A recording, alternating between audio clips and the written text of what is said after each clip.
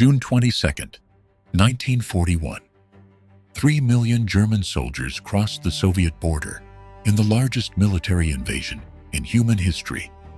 It was called Operation Barbarossa, and in the summer of 1941, it looked like it was going to work. German forces advanced faster than almost anyone had predicted. Entire Soviet armies were encircled and destroyed. By the autumn, the Wehrmacht had advanced further into Soviet territory than any invading army had ever gone. German soldiers could see the spires of the Kremlin through their binoculars. And then it stopped. The advance that was supposed to take months and end the war instead ground to a halt outside Moscow in the winter of 1941, with German soldiers freezing in summer uniforms and Soviet forces, reinforced by fresh divisions from Siberia, launching a devastating counterattack.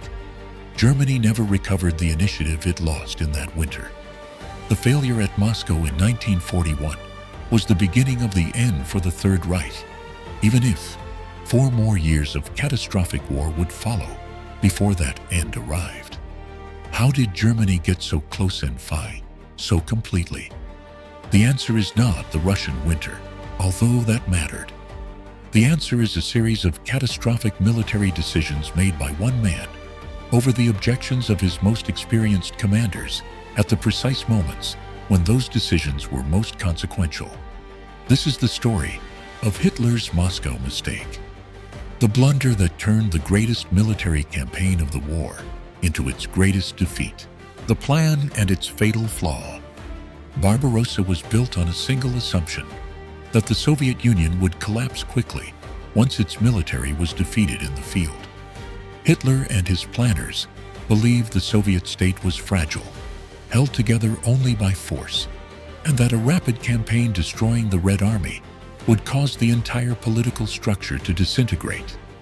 That assumption was wrong, but the plan that flowed from it was not entirely unreasonable, given what was known at the time. The Wehrmacht would advance along 3 axes: Army Group North toward Leningrad, Army Group Center toward Moscow, and Army Group South toward the oil fields of the Caucasus and the breadbasket of Ukraine. The plan required speed. Germany did not have the industrial capacity for a long war against the Soviet Union. Everything depended on destroying Soviet military resistance before winter arrived and before the immense productive capacity of the Soviet economy could be mobilized for war. The original schedule called for the campaign to be completed within 3 to 4 months. That required launching Barbarossa no later than mid-May 1941. The first fatal mistake had already been made before a single soldier crossed the border. Germany's invasion of Yugoslavia in April 1941, forced on Hitler by an unexpected Yugoslav coup, delayed Barbarossa by approximately 6 weeks. The campaign that should have begun in May began on June 22 instead. Those 6 weeks would prove to be the difference between a campaign that reached Moscow before winter and a campaign that reached Moscow's outskirts as the temperature dropped below freezing and Soviet reinforcements arrived from the east. The delay was not Hitler's only mistake. It was not even his most consequential one. That came later, in August 1941, when Germany was closer to winning the war than it would ever be again. The August decision, history's most debated order. By August 1941, Army Group Center had advanced to within striking distance of Moscow.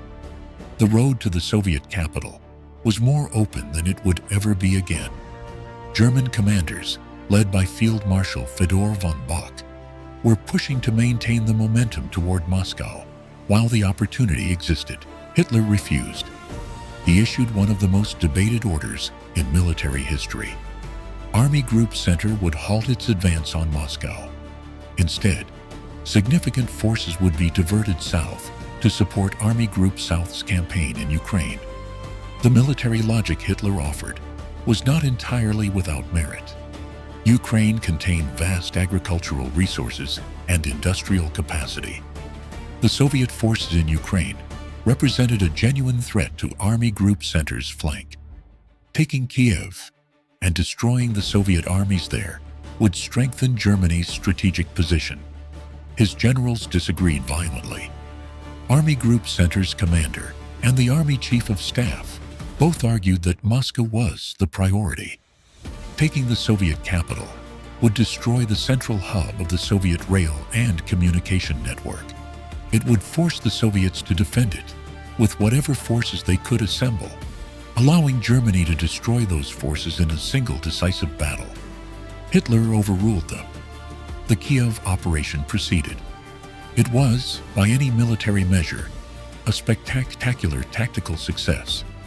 The encirclement of Kiev in September 1941 resulted in the capture of over 600,000 Soviet soldiers, one of the largest encirclements in military history.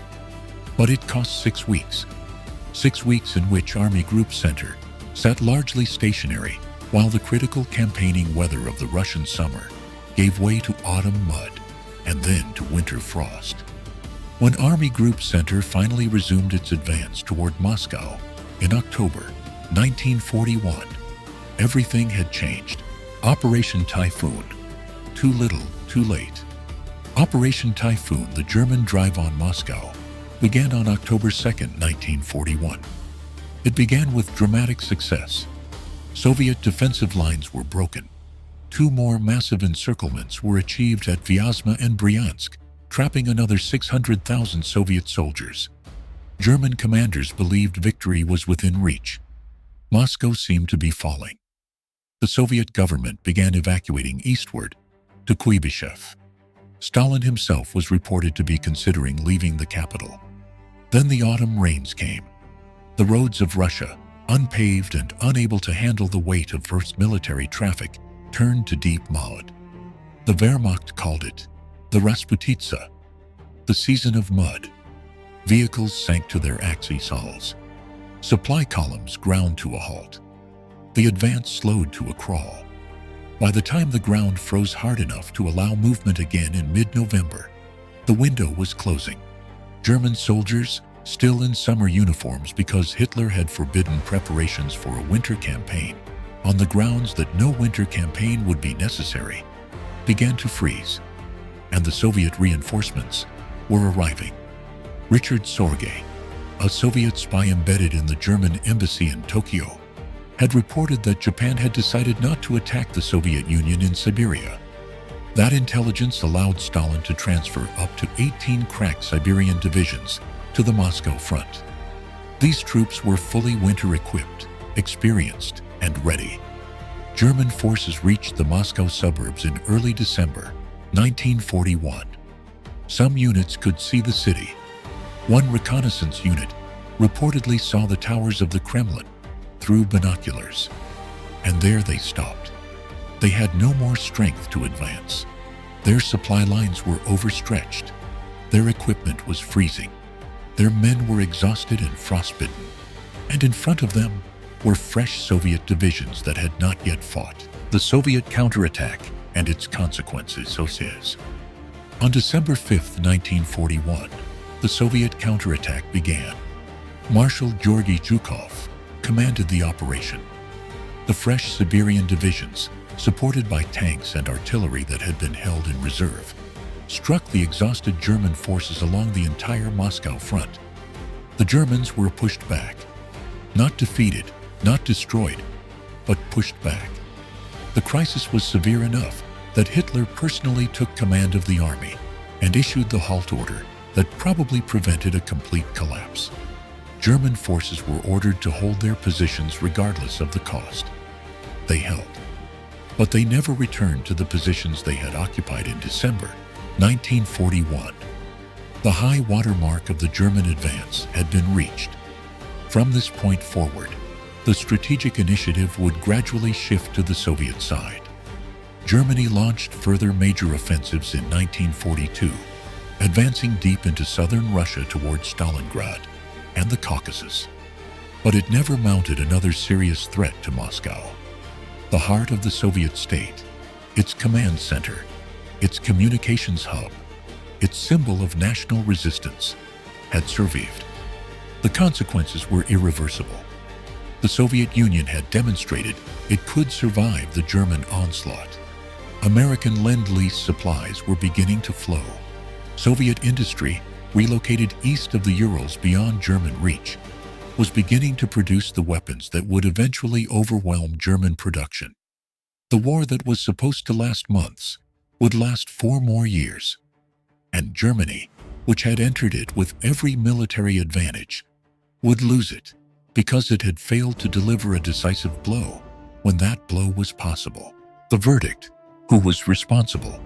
Military historians have debated the Moscow failure for 80 years. 3 distinct explanations compete for primacy. The first blames Hitler directly. His August decision to divert forces to Ukraine, his refusal to allow winter preparations, his interference in operational decisions that should have been left to professional commanders, all of these contributed directly to the failure. Without Hitler's specific interventions, Germany's professional military leadership believed Moscow could have been taken. The second blames the Barbarossa plan itself. Even if Germany had taken Moscow, the argument goes, it could not have won the war.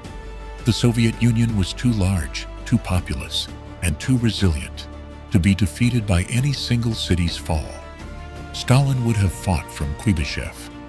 American industrial support would still have arrived. The fundamental mathematics of the conflict still favored the Allies. The third blames the 6-week Balkan delay. A May start to Barbarossa would have put German forces outside Moscow in September rather than December, in dry autumn weather rather than frozen winter, before the Siberian divisions arrived. The delay was not Hitler's choice, but his consequence. The truth contains elements of all 3. Barbarossa was always a high-risk gamble that required everything to go right. The Balkan delay reduced the margin for error. Hitler's August decision eliminated it entirely. And the fundamental impossibility of the strategic objective meant that even success might not have been enough. But the August decision remains history's most consequential single military mistake. It turned a campaign that might have succeeded into one that could not.